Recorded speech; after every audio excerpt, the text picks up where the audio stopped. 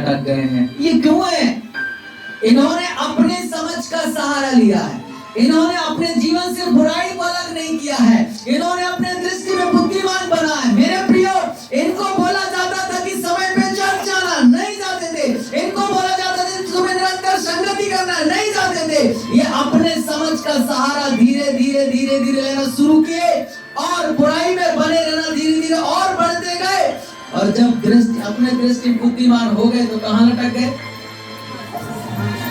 कहां लटक गए? कहां लटक गए?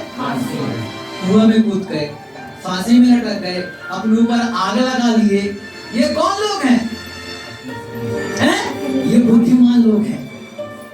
कौन लोग हैं? बुद्धिमान लोग हैं। और ये बुद्धिमान लोग, मेरे प्रियो, परमेश्वर कहता है मैं ऐसे लोगों को बचाना चाहता हूं लेकिन खुद नहीं बचना चाहते हैं। इसलिए परमेश्वर आज भी बचाना चाहता है। आज देखना, मैं आपको बताना चाहूंगा, जितने लोग चर्च से दूर हो रहे हैं, संगति से दूर हो रहे हैं, मैं आपको बताना चाहूंगा ये कौन लोग हैं? अपनी समझ का सहारा लेने वाले, ये बुराई में बने रहने वाले, अपने दृष्टि में बुद्धिमान होने वाले लोग हैं। और ऐसे लोगों के जीवन में परमेश्वर क्या भेजता है वो मैं आपको बताना चाहूंगा। मेरे साथ निकालेंगे उत्पत्ति के पुस्तक 6 अध्याय उसके 12 पद में लिखा है, परमेश्वर की दृष्टि पृथ्वी पर लगा। परमेश्वर की दृष्टि पृथ्वी पर लगा। पृथ्वी पर इसलिए लगा क्योंकि मनुष्य के जीवन में वो पाप बढ़ गया था। क्या बढ़ गया था? और बाइबल इस बात को कहता है जब पृथ्वी पर मनुष्य बढ़ने लगे तो परमेश्वर के पुत्रों ने मनुष्यों के पुत्रियों को देखा और जिस को चाहा उसी से विवाह कर लिया। यानी कि वहां पर ना परमेश्वर की मर्जी है और ना ही परमेश्वर की इच्छा है, फिर भी अपने आंखों के अभिलाषा के अनुसार जो उन्होंने क्या कर लिया? विवाह कर लिया, शादी कर लिया, शादी रच लिया। आज मेरे प्रियो क्या हुआ? अभिलाषा। और क्या होती है अभिलाषा? क्या होती है? गर्भवती होती है। क्या होती है? गर्भवती होती है। और गर्भवती होने के बाद किसको जन्मती है? पाप को जन्मती है। हालेलुया। उन्होंने परमेश्वर के दृष्टि में बुरा काम किया। जब परमेश्वर के दृष्टि में बुरा काम किया तो परमेश्वर जो है स्वर्ग से दृष्टि करता है किस पर? पृथ्वी पर। हालेलुया। और जब पृथ्वी पर दृष्टि किया तो परमेश्वर के सामने एक प्रश्न आता है। प्रश्न ये आता है कि अब मैं इतना पाप बढ़ गया है तो अब मैं इनको नाश कर दूंगा। जिन मनुष्य को मैंने बनाया है, जिन मनुष्य की मैंने सृष्टि किया है, जिस मनुष्य को मैंने पैदा किया है, उनको मैं नाश कर दूंगा।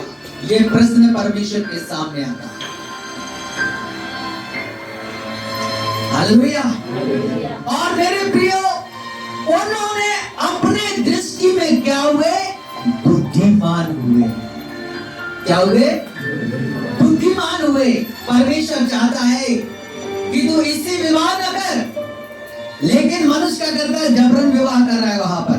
परमेश्वर चाह रहा है कि तू इससे विवाह न कर, लेकिन जबरन वहां पे विवाह कर रहा है। और परमेश्वर ऊपर से देख रहा है।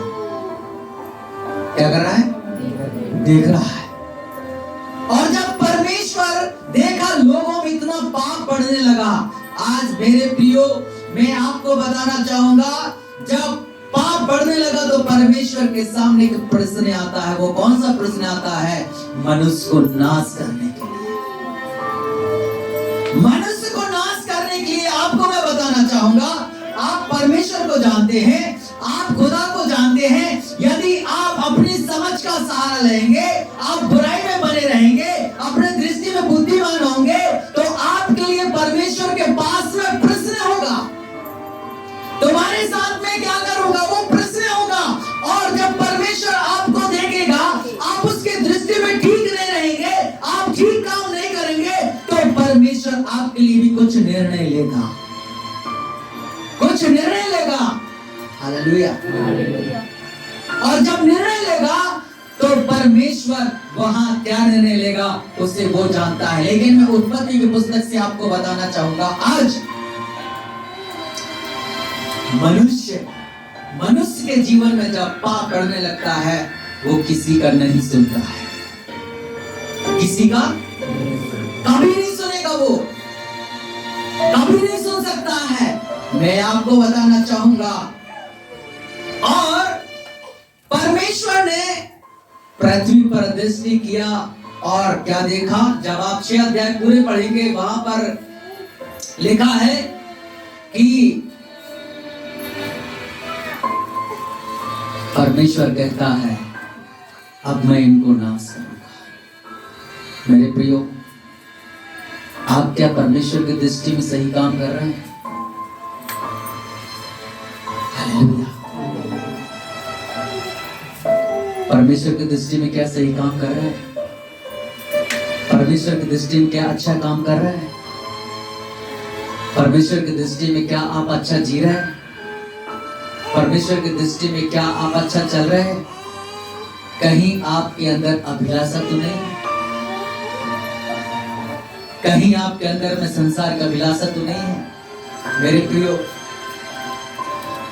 एक व्यक्ति के ऊपर दृष्टि करता है, परमेश्वर जो है नूह के ऊपर दृष्टि करता है और कहता है गोपेर का वृक्ष का जो पेड़ है उसका तू जहाज बना ले, क्योंकि मैं पृथ्वी को नाश करने पर हूं। आज मैं आपको बताना चाहूंगा, आपके परिवार को बचाने के लिए प्रभु ने आपको नाम लेकर के बुलाया है। आपके जीवन को बचाने के लिए प्रभु ने आपको नाम लेकर के बुलाया है, ताकि ये लोग नाश ना हो, ये लोग अनंत जीवन के वारिस हो। इसलिए मेरे प्रियो, आपको कहता है कि तो अपने समझ का सहारा लेना। जब तक आप अपने समझ का सहारा लिए तब तक दुनिया में भटके, तब तक संसार में भटके। लोगों ने जो कहा वो काम किए, लेकिन आपको सुख शांति नहीं मिला। हालेलुया। आज परमेश्वर कह रहा है कि परमेश्वर जो है आपको कह रहा है कि तुम एक अपने आप को नाव के समान तैयार करो, ताकि तुम्हारा परिवार बचे, तुम्हारा घराना बचे।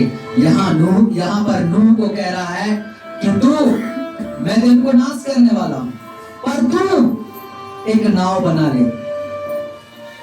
क्या बना ले? नाव बना ले, जहाज बना ले, जिससे तू और तेरा परिवार बच जाए।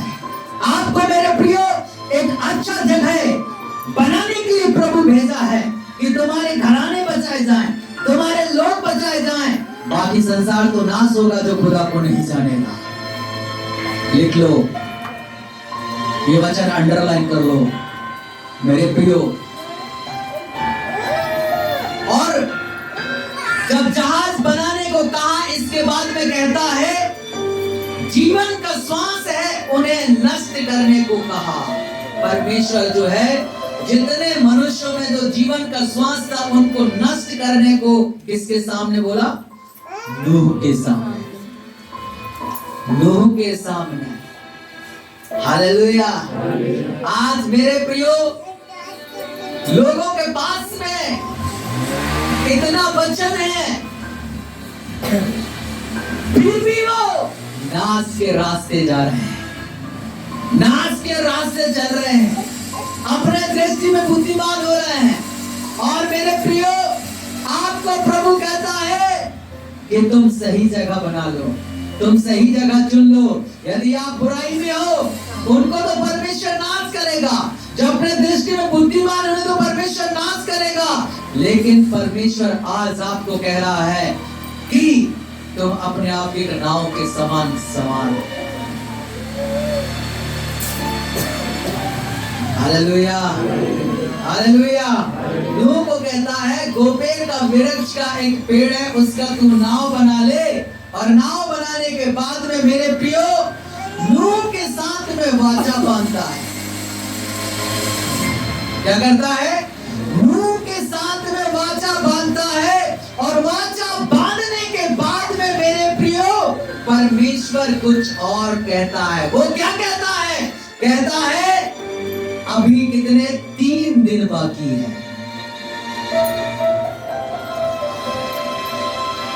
मैं इस पृथ्वी पर जल प्रलय भेजने वाला हूं। अभी कितने दिन बाकी है?